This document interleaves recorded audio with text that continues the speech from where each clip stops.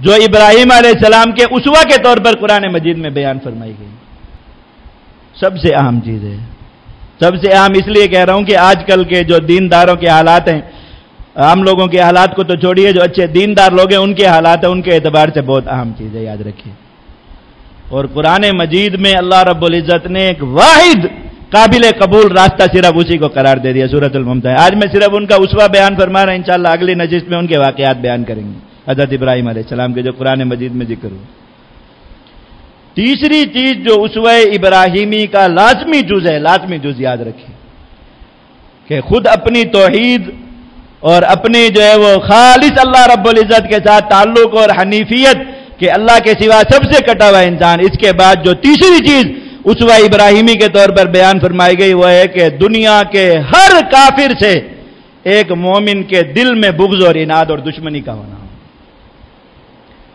یہ آج کل کچھ ایکٹر ہیں مسلمانوں میں، بڑے اعلیٰ قسم کے ایکٹر ہیں، اداکار، وہ بس ممبر و محراب پہ بیٹھ کے مسلمانوں کو یہی سمجھتے ہیں کہ دین اسلام کا مطلب بس محبت محبت محبت محبت، بڑی اداکاری اور بڑی ایکٹنگ کے ساتھ آنسو بہا بہا کے اللہ کے بندوں سے، مسلمانوں سے بھی محبت، کافروں سے بھی محبت، بس محبت محبت محبت۔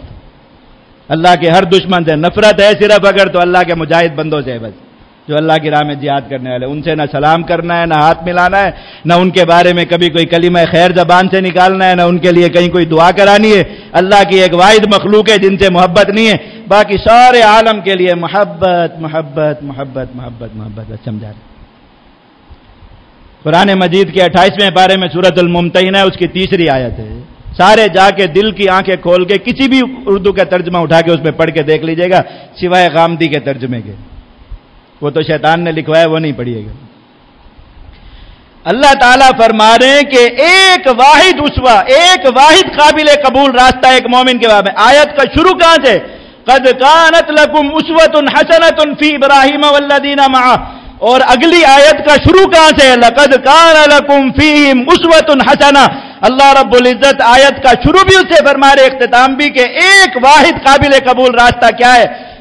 اذ قالوا لقومهم انا براء منکم ومما تعبدون من دون اللہ کفرنا بکم وبدا بیننا وبینکم العداوۃ والبغضاء ابدا حتی تؤمنوا باللہ وحدہ۔ مانے ایک واحد قابل قبول راستہ ہے کہ جو اللہ کے دشمن ہیں کفار، ان سے کھڑے ہو کے کہو انا براء منکم، ہمارا اور تمہارا کوئی تعلق نہیں، ہم تم آپس میں دوست ہوں، ایک دوسرے کے مددگار ہوں، ایک دوسرے کے معاون ہوں۔ یہ تو ایسی بات ہے، ایسی بات قرآن مجید میں میں قسم کھا کے آپ کو کہتا ہوں ممبر رسول صلی اللہ علیہ وسلم پر بیٹھ کے کہ قرآن مجید پورا پڑھ کے دیکھ لیجئے، کفر کے بعد اگر کسی گناہ کی اللہ رب العزت نے سب سے زیادہ شناعت فرمائی ہے وہ اس گناہ کی ہے کہ ایک مسلمان کسی کافر کا دوست ہو۔ قرآن مجید کی ایک نہیں، دو نہیں، 50 سے زیادہ آیات اگر آپ میں سے کوئی چاہے میں نکال کے دکھا دوں گا، قرآن مجید میں 50 سے زیادہ آیات اللہ رب العزت بار بار بیان فرما رہے ہیں، اور سب سے زیادہ سخت عذاب اگر کسی کلمہ گو کے لیے جو لا الہ الا اللہ محمد الرسول اللہ پڑھتا ہو، اس کے لیے اللہ رب العزت نے قرآن مجید میں جو سخت ترین عذاب بتایا اس شخص کے لیے وہ جو مسلمانوں کے مقابلے میں کافروں کا دوست اور مددگار بن جائے۔ ایسا سخت عذاب ہے کہ فرشتے جب ان مسلمانوں کو عذاب دینے کے لیے، سورۃ النساء میں آیت ہے، فرشتے اللہ نے حکم دیا کہ ان مسلمانوں کو جا کے یہ عذاب دو۔ اب فرشتے اللہ تعالیٰ سے تو ادب کی وجہ سے پوچھ نہیں رہے، خوف اور ہیبت کی وجہ سے ان مسلمانوں سے آ کے پوچھ رہے ہیں کہ ظالموں بتاؤ تو صحیح کیا گناہ کیا کہ اللہ نے وہ عذاب دینے کا حکم فرمایا جو اللہ نے عام کافروں کو بھی نہیں، ان کافروں کے لیے رکھا تھا جو غزوہ بدر میں مسلمانوں کے ہاتھوں مارے گئے تھے، دنیا کے سب سے گندے اور غلیظ کافر، ان سے مسلمانوں سے آگے پوچھ رہے، اتنا برا گناہ ہے، اتنا برا گناہ۔ اور آپ کو بس کوئی بھی 2-4 آنسو نکال کے ایکٹنگ کر کے سمجھا دے گا، نہیں محبت محبت محبت محبت، تو سارے مسلمانوں کو یہی کہ بس نفرت کی بات کرنے والے دہشت گرد اور نفرت کی بات کرنے والے بنیاد پرست اور فنا اور فنا، آپ شوق سے دیجئے گالیاں، شوق سے۔ لیکن اگر ابراہیم علیہ السلام کے باقی ہر اسوے پر عمل ہوتا ہے تو اس پر بھی ہوگا انشاءاللہ، یہ بات بند نہیں ہو سکتی امت میں، یاد رکھیے، اس لیے کہ قرآن ہے، قرآن کی دعوت کون روک سکتا؟ اور میں واحد قابل قبول چیز یہ ہے، کون سے انا براء منکم، ہم اور تم الگ ہیں، وَمِمَّا تَعْبُدُونَ مِن دُونِ اللَّهِ، ہمارا رب الگ تمہارا رب الگ ہے. جب رب الگ الگ ہے تو بندے ایک کیسے ہو سکتے ہیں؟ جب اوپر ایک نہیں ہے نیچے ایک کس طرح ہو سکتے ہیں؟ جب پیدا کرنے والا اور جس کا حکم چل رہا ہے وہ ہم دونوں کا ایک نہیں ہے جسے ہم مانتے ہو، تو ہم زمین پر ایک کس طرح ہو سکتے ہیں؟ دو ٹوک الفاظ میں کہو، کفرنا بکم، ہم تمہاری ہر طاقت کے منکر ہیں. کفرنا بکم، ہم جیسے تم اللہ کے کافر ہو، اللہ کے منکر ہو، ہم تمہارے کافر اور تمہارے منکر. اللہ نے مومنوں کا ان سے کہو کفرنا بکم، ہم تمہارے منکر. اور آگے کیا ہے؟ وَبَدَا بَيْنَنَا وَبَيْنَكُمُ الْعَدَاوَةُ وَالْبَغْضَاءُ، ہمارا اور تمہارا ایک واحد تعلق ہے، ایک واحد تعلق. وہ محبت نہیں ہے. الْعَدَاوَةُ وَالْبَغْضَاءُ، ظاہر کی بھی دشمنی ہے، دل کی بھی دشمنی ہے. العداوہ کہتے ہیں ظاہر کی دشمنی کو، اور البغضاء کہتے ہیں جو دل کے اندر چھپی ہوئی دشمنی ہو. میں کہ ظاہر سے بھی تمہارے دشمن ہیں، دل سے بھی تمہارے دشمن ہیں. یہ ایک واحد اور ہمارا تمہارا یہ ایک واحد تعلق ہے. کب تک؟ حتیٰ تؤمنوا باللہ وحدہ، تم اگر چاہتے ہو کہ محبت ہو جائے ہماری اور تمہاری، حتیٰ تؤمنوا باللہ، اللہ پر ایمان لے. اس کے علاوہ محبت کا کوئی راستہ نہیں ہے. یاد رکھو، یہ مسلمانوں کے ایمان کے دوست نہیں ہے، دشمن ہے. دشمن چور ہیں، ڈاکو ہیں مسلمانوں کے ایمان کے، جو بیٹھ کے یہی سمجھاتے کہ کافروں سے بھی محبت کرو. اور اتنی بڑی چوری، اتنا بڑا ڈاکہ اتنی سینہ زوری سے ہوتا ہے. 1000 بیان کیے ہوں گے. اس میں ایک روایت کہ اللہ کے نبی صلی اللہ علیہ وسلم نے صحابہ کرام سے پوچھا کہ بتاؤ کہ اللہ کے ہاں سب سے پسندیدہ عمل بندے کا کون سا ہے؟ صحابہ نے کہا یا رسول اللہ نماز ہے. حضور نے میں نہیں. انہوں نے کہا حج ہے. حضور نے میں نہیں. انہوں نے کہا جہاد ہے. حضور نے میں نہیں. انہوں نے کہا کیا ہے؟ کہا کہ اللہ کی خاطر محبت کرنا. پہلے تو یہی بتاؤ، اگر بالفرض میں یہ مان لو کہ یہ حدیث صحیح، اس میں کیا لکھا ہوا ہے؟ اللہ کی خاطر محبت کرنا. یہی لفظ ہے نا جو خود بیان ہوتے ہیں. اللہ کی خاطر جو محبت ہوگی وہ مومن سے ہوگی یا کافر سے ہوگی؟ آپ بتائیے، جو محبت کافر سے ہو وہ اللہ کی خاطر ہو سکتی ہے کبھی؟ اول تو یہی چوری. لیکن سب سے بڑی چوری یہ ہے کہ میں پورے وثوق کے ساتھ آپ کو جا کہتا ہوں، دنیا کے کسی عالم کو کہیے، کسی عالم کو کہ حدیث کی 10,000 کتابیں، کسی ایک کتاب میں یہ حدیث ڈھونڈ کے اس طرح بتا دے کہ اس طرح لکھا ہوا ہے. حدیث کیا ہے میں آپ کو بتاتا ہوں، اور وہ آپ کو پوری 10,000 کتابوں میں مل جائے گی. اللہ کے نبی صلی اللہ علیہ وسلم نے صحابہ کرام سے پوچھا یا رسول اللہ، ایمان کو قرآن مجید میں اللہ تعالیٰ نے ایمان کی مثال دی ہے زنجیر کی، کہ اس کی کڑیاں آپس میں جڑی ہوئی تھی زنجیر کی. جہاں کوئی کڑی ٹوٹ جائے تو زنجیر اوپر کے حصے سے ٹوٹ جاتی ہے. حضور نے میں کہ یہ ایمان کے جو شعبے ہیں یہ انہی زنجیر کی کڑیوں کی طرح ہیں. یہ اگر سارے کے سارے ملے رہیں گے تو ایک بندے کے ہاتھ میں اس کی آخری کڑی ہے اور اوپر والی کڑی عرش سے جڑی ہوئی. تو یہ بندہ اللہ رب العزت پر ایمان کی حالت میں، کہیں کوئی کڑی ٹوٹ گئی اس کا ایمان جو ہے وہ ٹوٹ جائے گا اوپر سے. ایمان کے جو شعبے ان میں یہ مثال بیان فرمائے. تو حضور نے فرمایا کہ یہ بتاؤ کہ یہ جو ایمان کی زنجیر کی کڑیاں، ان میں سب سے مضبوط کڑی کون سی ہے؟ سب سے مضبوط کڑی جس نے باقی کڑیوں کو بھی جوڑا ہوا ہے کہ وہ جڑی رہے تو کوئی کڑی نہیں ٹوٹے گی.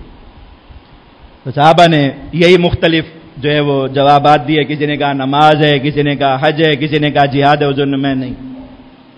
تو صحابہ نے پوچھا یا رسول اللہ آپ فرما دیجئے وہ کیا؟ فرمایا الحب فی اللہ والبغض فی اللہ اوثق الایمان. اللہ کی خاطر محبت رکھنا، اللہ کی خاطر بغض رکھنا، دونوں کو ایک ساتھ بیان فرمایا. کسی کو الگ ایک روایت ایسی ڈھونڈ کے بتا دیجئے جس میں الحب فی اللہ کا لفظ ہو اور البغض فی اللہ کا اس کے ساتھ نہ ہو، الٹے لٹک جائے، نہیں ملے گی. فرمایا کہ اللہ کی خاطر محبت رکھنا ایمان والوں سے، اللہ کی خاطر بغض رکھنا کافروں سے. جس مسلمان کے ایمان کی یہ کڑی مضبوط ہے، اگر باقی کڑیوں میں فرق آ بھی گیا تب بھی اس کا ایمان سلامت رہے گا، ٹوٹے گی نہیں. یہ مضبوط ترین کڑی ہے. یہ بیان فرمایا. اب اس میں کہاں ہے محبت؟ یہ آئی لو یو کافروں سے ہو رہا ہے، اور ادھر سے بھی آئی لو یو ٹو، بس یہی چل رہا ہے. ایمان دے نہیں رہے لوگوں کو، آپ ایمان چوری کر رہے ہیں، ایمان پہ ڈاکہ ڈال رہے ہیں. کہ اللہ نے فرمایا کہ ہمیں مومن سے سوائے ابراہیم علیہ السلام کے اس طریقے کے کوئی دوسری بات قبول ہی نہیں ہے. انہوں نے کیا کہا تھا کافروں سے؟ آئی لو یو کہا تھا یا یہ کہا تھا کہ ہماری اور تمہاری دشمنی اور بغضا ہے؟ قرآن مجید میں موجود ہے. فرمایا کہ یہی ایک واحد چیز ہے جو اللہ کے ہاں قابل قبول ہے، اس کے علاوہ تم دوسرا اسوہ لے آؤ، اللہ کے ہاں وہ قابل قبول نہیں.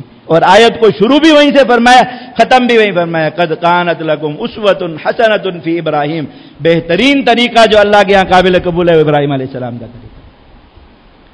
ایک مومن جب تک حب فی اللہ کے ساتھ بغض فی اللہ کو جمع نہیں کر لیتا، اللہ کے نبی صلی اللہ علیہ وسلم فرما رہے ہیں کہ وہ آدمی پورا مومن ہو ہی نہیں سکتا.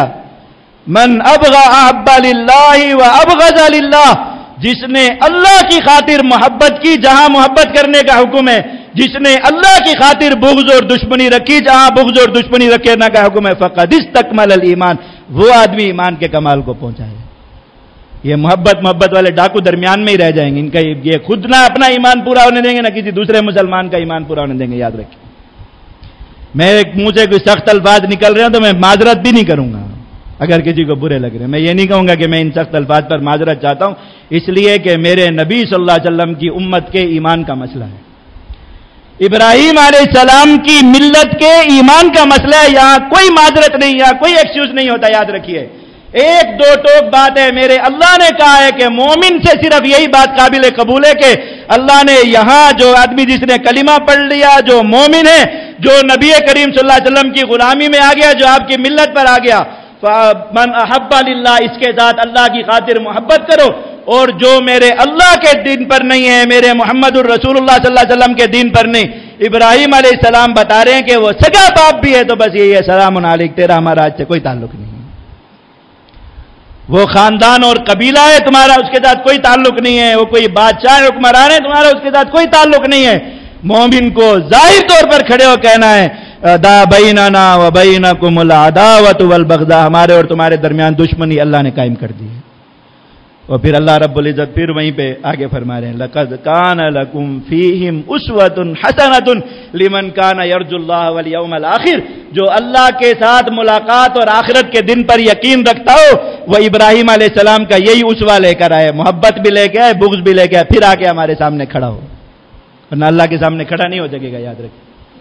تو ابراہیم علیہ السلام کے آج کے درس میں یہ تین جو چیزیں ہیں خلت جن سے ثابت ہوتی، ابراہیم علیہ السلام کو اللہ نے خلیل بنایا، وہ خالص اللہ رب العزت کی توحید، خالص اللہ رب العزت سے محبت، اور اللہ کے ہر دشمن، ہر باغی، ہر کافر سے دل کی بھی دشمنی، ظاہر کی بھی دشمنی، جب یہ ایک انسان پورا کر دیتا ہے، واتخذ اللہ ابراہیم خلیلا، اللہ نے جیسے ابراہیم علیہ السلام کو اپنا دوست بنایا، اللہ تعالیٰ اس مومن کو بھی اپنا دوست بنا لیتے۔